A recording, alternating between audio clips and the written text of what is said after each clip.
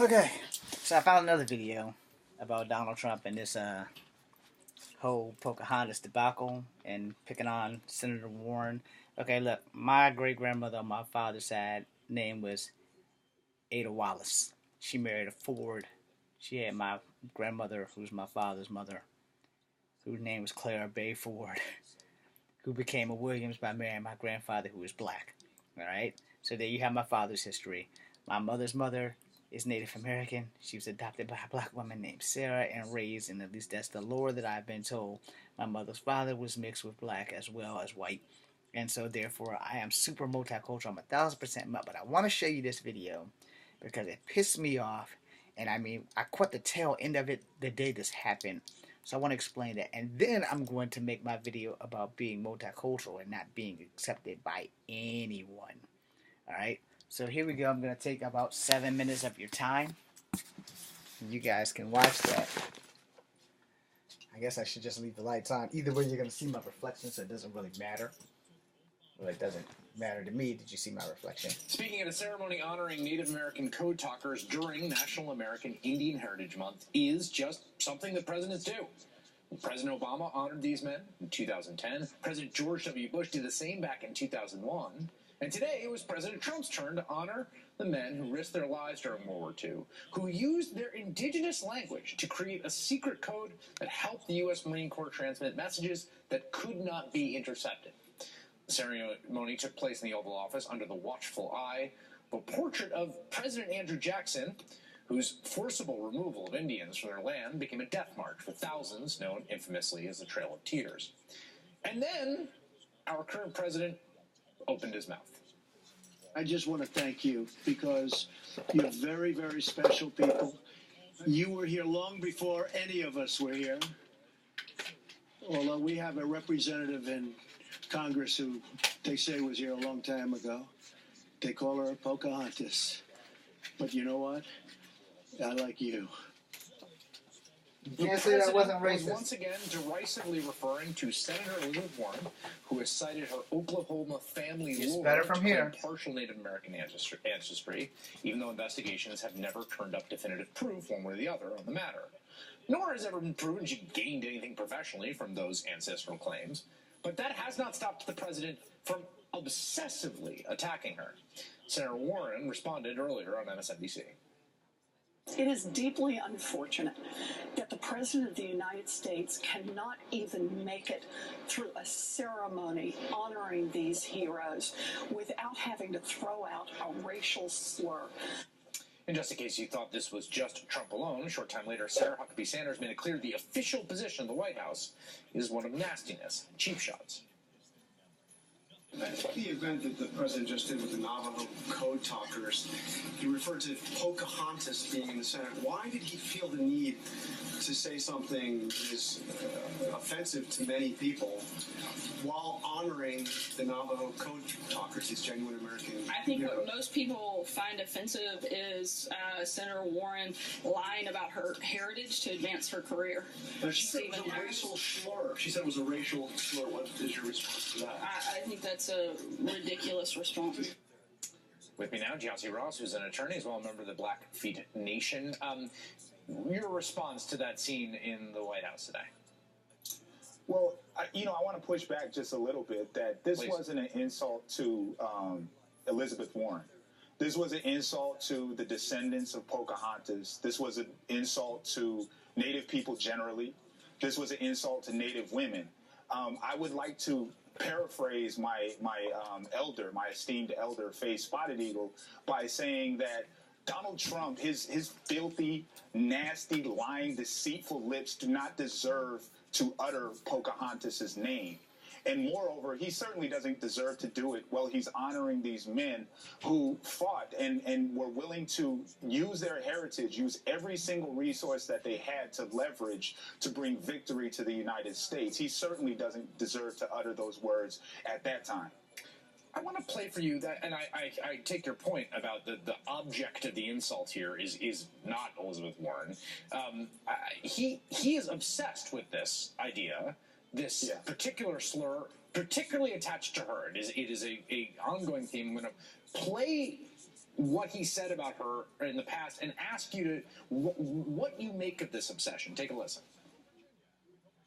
You'll have plenty of those Democrats coming over, and you're going to say, no, sir, no, thank you. No, ma'am, perhaps, ma'am. It may be Pocahontas. Remember that. Crooked Hillary wants far-left activist judges forced over there by Bernie and by Pocahontas. And Massachusetts is represented by Pocahontas. So now we'll only have Pocahontas to think about, because I think, I think maybe it could be Pocahontas. I hope so.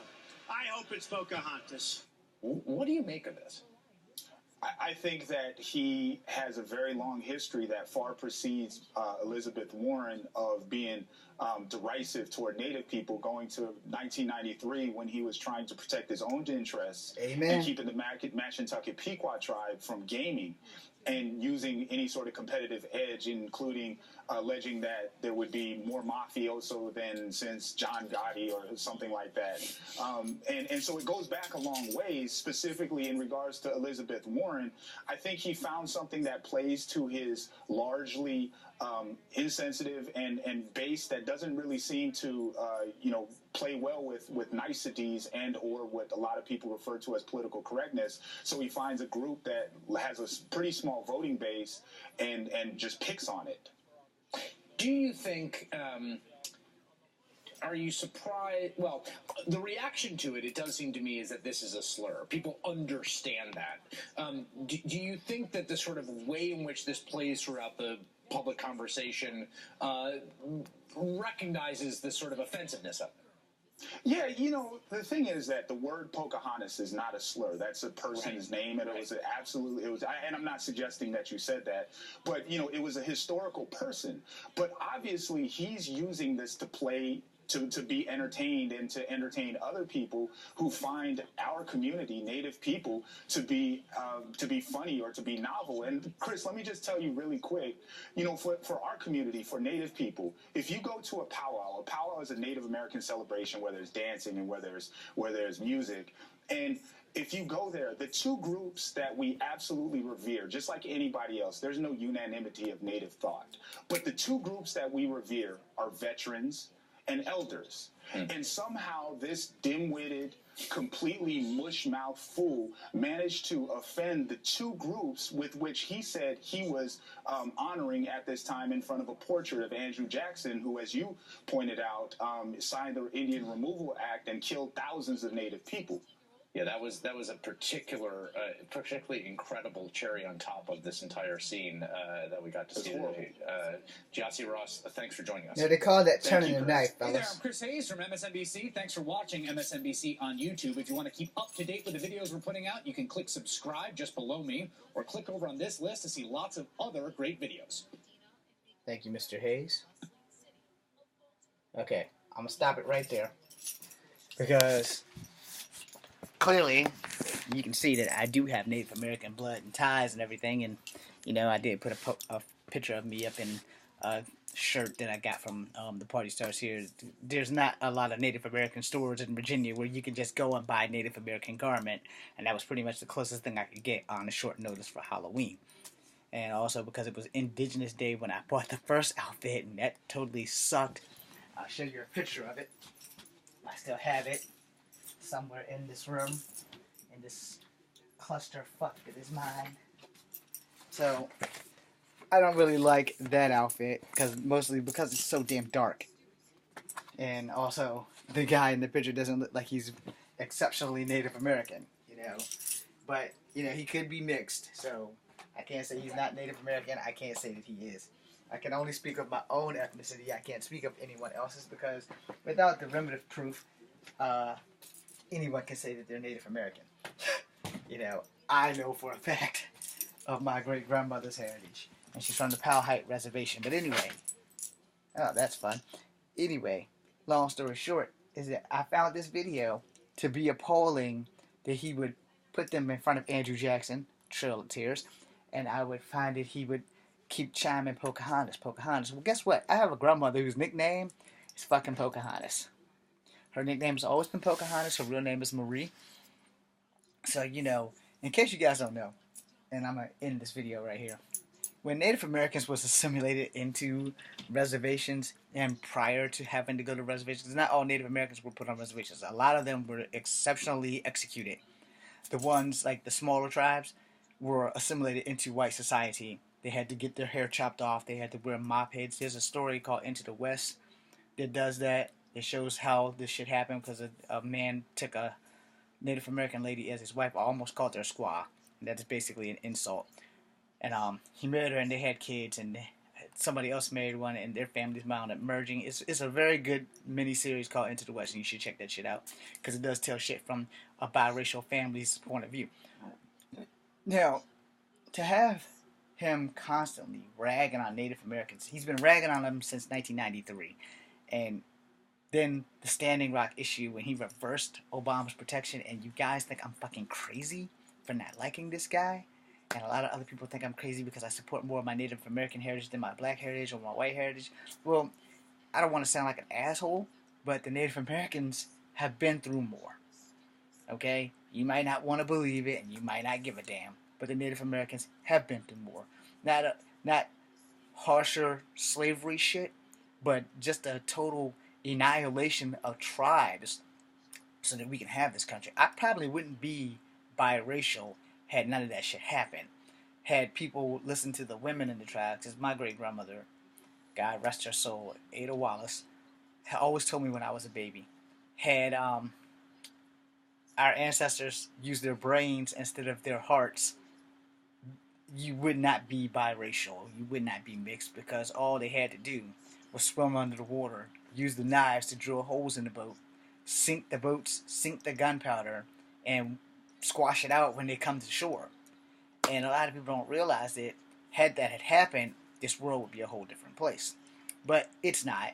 I'm multicultural. I'm proud of all three of my heritages until someone does something stupid like they just caught the serial killer, and unfortunately he's a black man, so we're all back under the goddamn microscope again. And I wanted to end that with something peaceful. Tribal law, back when we got rights for Native Americans, there were treaties to straight state it. No non-native person, federal government or whatever, has no control over what happens on reservations. They are not allowed to touch reservations. They have no ability to put property on the reservations or anything. The reservations belong to the Native Americans.